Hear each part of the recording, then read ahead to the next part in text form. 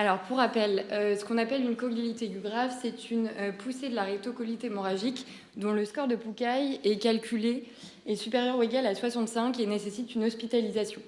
Il s'agit d'une complication fréquente de la rectocolite hémorragique et sévère, qui est considérée comme une urgence médico-chirurgicale, car tout d'abord peut mettre en jeu le pronostic vital à court terme du patient, mais aussi peut mettre en jeu le pronostic fonctionnel, avec notamment un risque de colectomie à court, moyen et long terme. Ah, on me fait des signes au loin. Ah, ok. La prise en charge de la colite aiguë grave est bien codifiée, avec notamment les recommandations de l'EBSGAN, qui ont été publiées une première fois en 2011 et qui ont été remises à jour en 2018, dans lesquelles AG5 de traitement, en cas de corticorésistance et d'un Poucaille qui reste supérieur à 65, il est indiqué de débuter une seconde ligne de traitement, donc qui est soit l'infliximab, soit les inhibiteurs de calcineurin. Donc l'utilisation des immunosuppresseurs et plus récemment des biothérapies semble diminuer. Ah, je rapproche le micro, c'est ça, pardon. Désolée. Donc je disais, l'utilisation des immunosuppresseurs et plus récemment des biothérapies semble diminuer le risque de colectomie à long terme. Globalement, quand on regarde la littérature, peu de données pédiatriques françaises et récentes existent sur le sujet.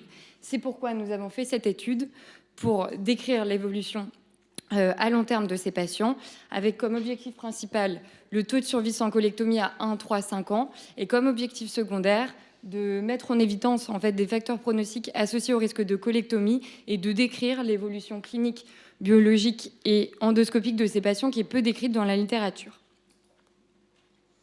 Donc pour ce faire, nous avons mis en place une cohorte observationnelle rétrospective et multicentrique qui a été menée au sein du GTED pédiatrique, français uniquement. Les patients inclus étaient toutes les rectocolites hémorragiques qui avaient moins de 18 ans et qui avaient fait une colite aiguë grave entre le 1er janvier 2010 et le 1er janvier 2021. Le recueil de données s'est principalement fait via l'utilisation d'un questionnaire ou via directement le déplacement dans les centres avec les données qui ont été collectées. Globalement, c'était les données caractéristiques des patients lors du diagnostic, lors de la colite aiguë grave, à 1, 3, 5 ans de la colite aiguë grave et pour finir, quand c'était possible, lors de la dernière visite avec le médecin référent. Finalement, sur l'ensemble des centres de GTED pédiatrique contactés, on a eu une réponse de 21 centres et on a pu analyser 580 dossiers. Parmi ces 580 dossiers, 102 patients ont été inclus dans notre étude provenant de 12 centres que vous voyez sur la diapositive. À 1 an, nous avons pu analyser les données de 100 sur ces 102 patients et les 2 patients qui n'ont pas pu être analysés à 1 an ont pu être analysés à 3 ans. À 3 ans, les données de 80 patients étaient disponibles. À 5 ans, 54 patients étaient analysables. Et pour finir, à plus de 5 ans, 27 patients avaient des données analysables. La plupart des perdus de vue de notre étude s'expliquaient par une transition vers un service adulte. Donc finalement, dans les caractéristiques des patients au diagnostic, donc la majorité des patients de notre cohorte avaient un âge médian de 11,9 ans. Il y avait autant de filles que de garçons. Et c'était des rectocolites avec une atteinte étendue de la maladie, puisqu'ils étaient plus de 3 dans 66% des cas. Lors de la colite aiguë grave, la majorité des colites aiguës graves étaient parvenues après 2012 et 40% des patients avaient une colite aiguë grave qui était révélatrice de la maladie. Finalement, sur nos 102 patients, il y en a 93% qui ont nécessité des corticoïdes. Et parmi ces 93%, la moitié n'ont pas répondu aux corticoïdes et ont été étiquetés corticorésistants.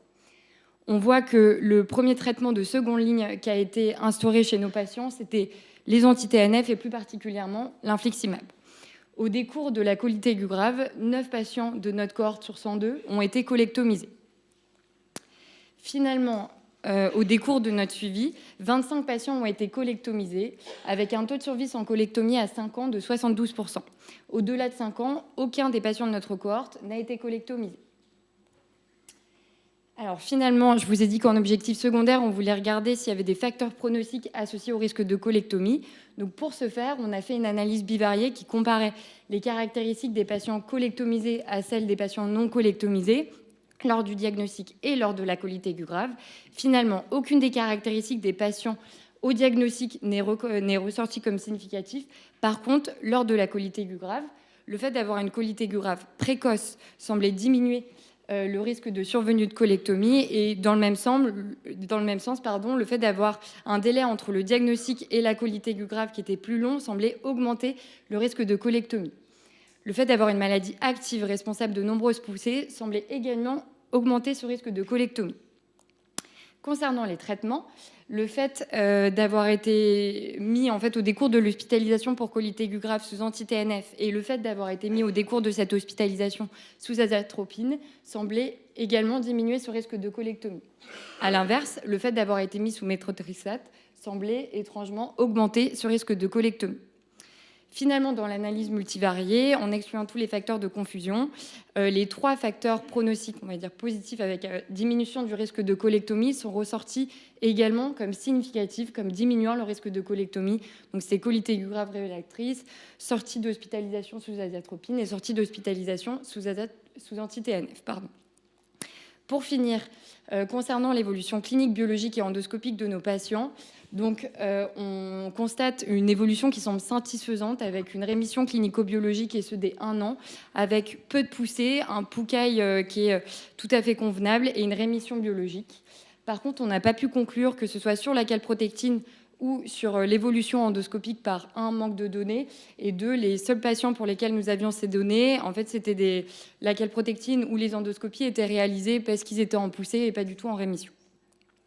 En conclusion, la colite aiguë grave est une complication sévère et fréquente de la rectocolite hémorragique pédiatrique dont le pronostic est meilleur avec les biothérapies, avec un taux de colectomie qui est moindre que dans les études précédentes et un taux de survie sans colectomie qui est meilleur que dans les études précédentes.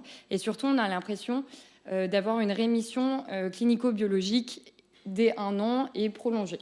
Cependant, il faut quand même noter que 25% de notre cohorte est colectomisée à 5 ans et que le taux de survie sans colectomie reste de 72%, ce qui est conséquent.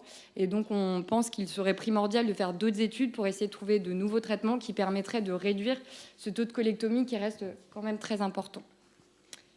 Et voilà, je voulais, pour finir, remercier les membres du GTED qui m'ont permis de faire cette étude.